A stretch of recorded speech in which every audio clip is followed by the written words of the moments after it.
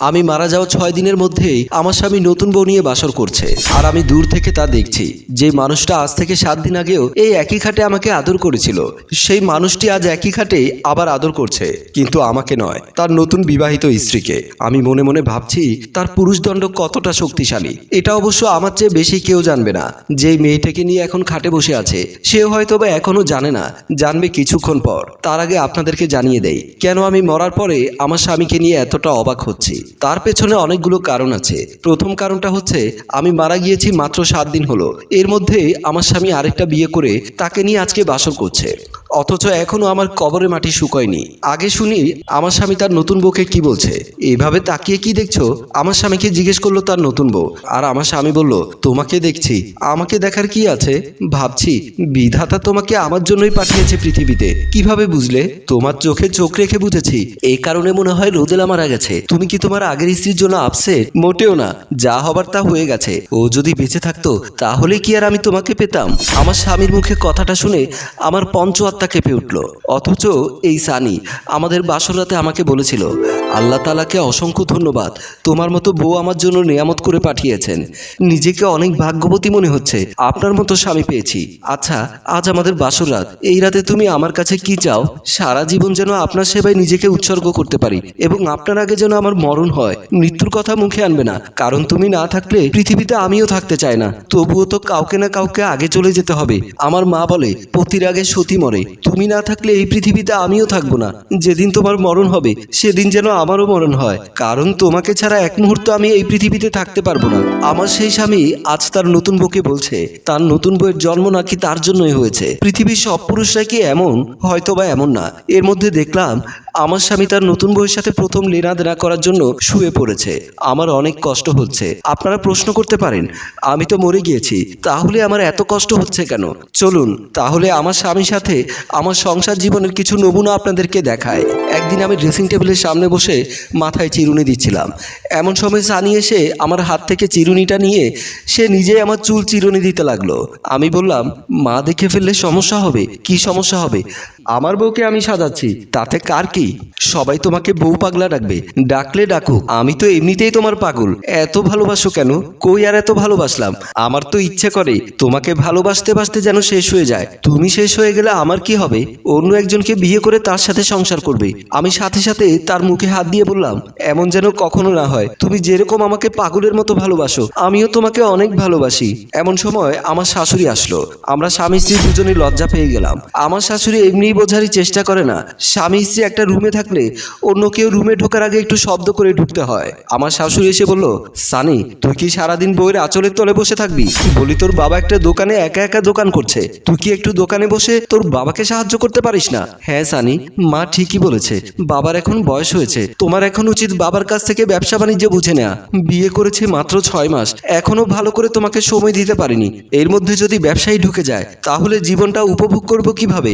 ছেলেটা আমার লাজ লজ্জার মাথা খেয়েছে। আমি যে তোর মা, তোর কি সেই খেয়াল আছে? মা, বাবাও কি আমার মতো বউ পাগল?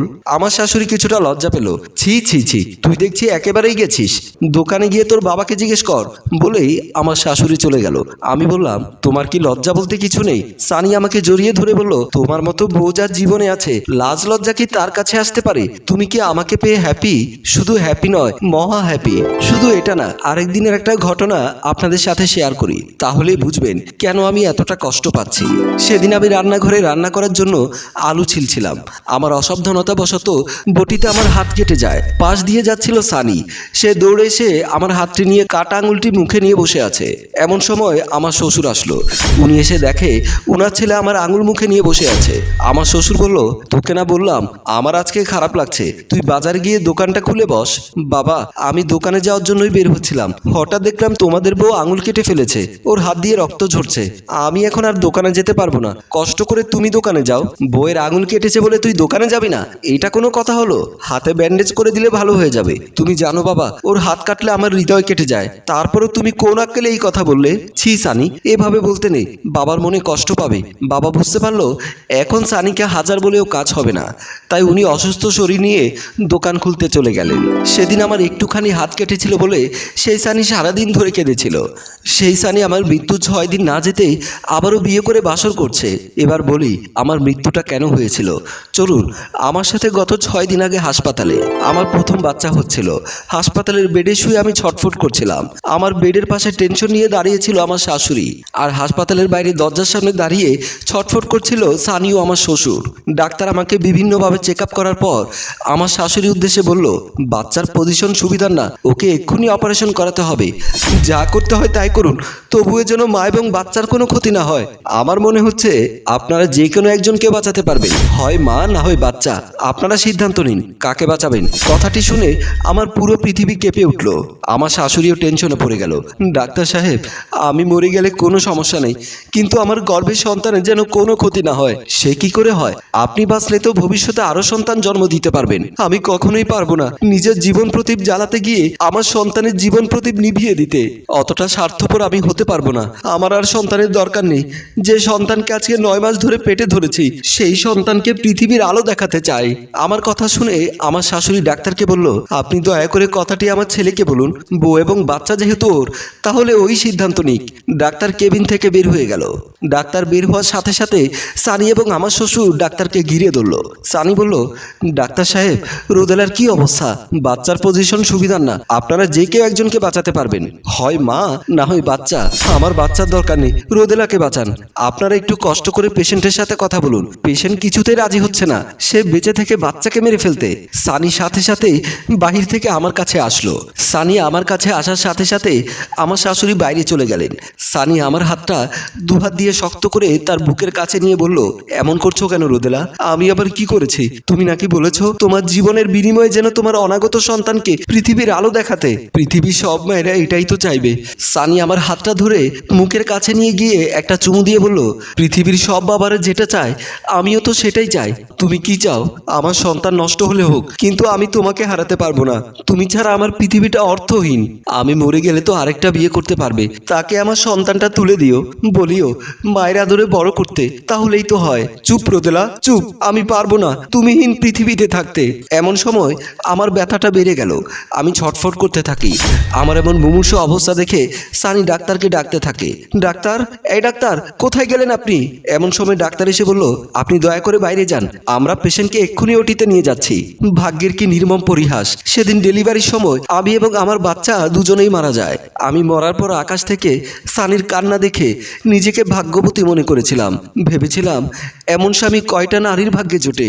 কিন্তু অবাক হলাম গত পরশু, মানে আমার মৃত্যুর 4 দিন পর সানি যখন আমার কবর জিয়ারত করে বাড়ি ফিরলেন, তখন ড্রয়িং রুমে বসা ছিল আমার শ্বশুর এবং শাশুড়ি। আমার শাশুড়ি সানিকে ডাক দিলেন। সানি গিয়ে মা বাবার পাশে সোফার উপরে বসলেন। শোন সানি, যা হবার হয়ে গেছে। আমি আর তোর বাবা সিদ্ধান্ত নিয়েছি তোকে আবারও বিয়ে করাবো। তোর সাথে রোদেলার বিয়ের আগে থেকে একটা মেয়েকে আমার পছন্দ ছিল। মেয়ের বাবা অবশ্য আমার বন্ধু। তুই যদি রাজি থাকিস তাহলে আমি তাকে ফোন করে বলবো এবং যত দ্রুত সম্ভব বিয়েটা করানোর ব্যবস্থা করব। তোমরা যেটা ভালো মনে করো সেটাই করো, বলেই সানি উঠে চলে গিয়েছিল। আমি ভেবেছিলাম সানি হয়তোবা তার বাবা মায়ের মুখের উপরে না করেনি, পরে ধীরে সুস্থে না করে দেবে। কারণ আমার বাচ্চা যখন পেটে আসে তার ঠিক 8 মাসের মাথায় একদিন আমি খাটে শুয়েছিলাম। সানি দোকান থেকে এসে রুমে ঢুকেই আমার পেটের উপরে চুমু দিল। তারপর পেটে কান লাগিয়ে শুনতে লাগলো আর বলল, বাচ্চা আমাকে বাবা ডেকেছে। আমি বললাম, তাই বুঝি? তুমি কি বিশ্বাস করো না? ডাকলেও ডাকতে পারি। তখন আমি আনমনা হয়ে সানিকে বললাম, আচ্ছা সানি, শুনেছি অনেক সময় বাচ্চার জন্ম দিতে গিয়ে অনেক মেয়েই মারা যায়। যদি আমিও মারা যাই, তুমি কি আরেকটা বিয়ে করবে? সানি সাথে সাথে আমার মুখ চেপে ধরে বলল, মারা যাওয়ার কথা মুখে আনবে না। আচ্ছা ঠিক আছে, আনবো না, তবুও জানতে ইচ্ছে করছে, যদি মারা যায় তুমি কি আরেকটা বিয়ে করবে? আমি সানির চোখের দিকে তাকিয়ে দেখি তার চোখের কোণে জল চলে এসেছে। কাঁদো কাঁদো গলায় সানি বলেছিল, তোমার স্থান আমি অন্য কাউকে দিতে পারবো না। সেদিন হাজারো যন্ত্রণার মধ্যে সানির মুখে কথাটি শুনে আমি অনেক শান্তি পেয়েছিলাম। আমাকে অবাক করে দিয়ে সানি মেয়ে দেখতে গেল। আমার শ্বশুর শাশুড়িও সানি মেয়ের বাড়িতে গেল। মেয়ের বাবাও আমার শ্বশুর দুজনেই পুরনো বন্ধু। আমার শ্বশুরকে দেখে মেয়ের বাবা সাইফুল সাহেব বলল, দোস্ত রাস্তায় কোনো সমস্যা হয়নি তো? আরে না, তুই তাড়াতাড়ি তোর মেয়েকে দেখা, আমার আবার বাজারে গিয়ে দোকান খুলতে হবে, জানিস তো আজ হাটবার, তোরও সব নিয়ে চিন্তা করতে হবে না, আমি সব ঠিকঠাক করে রেখেছি। এই বলে মেয়ের বাবা মেয়েকে ডাকতে লাগলো। কই মা বৃষ্টি, নাস্তা প্লেট নিয়ে মেহমানদের সামনে আয়। এরপর দেখলাম মেয়েটি একটা নাস্তার ট্রে হাতে নিয়ে আমার স্বামী এবং শ্বশুর শাশুড়ির সামনে এসে সালাম দিল। আমার স্বামী মেয়েটিকে দেখে অপলকে তাকিয়ে রয়েছে।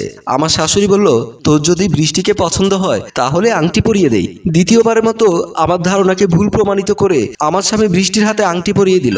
আর আজ আমার মৃত্যুর 6ষ্ঠ দিনে আমার স্বামীর দ্বিতীয় বাসর রাত। নববধূ বৃষ্টি আমার স্বামীকে বলল, আর কতক্ষণ এভাবে তাকিয়ে থাকবে, রাত তো শেষের দিকে, কিছু কি করবে?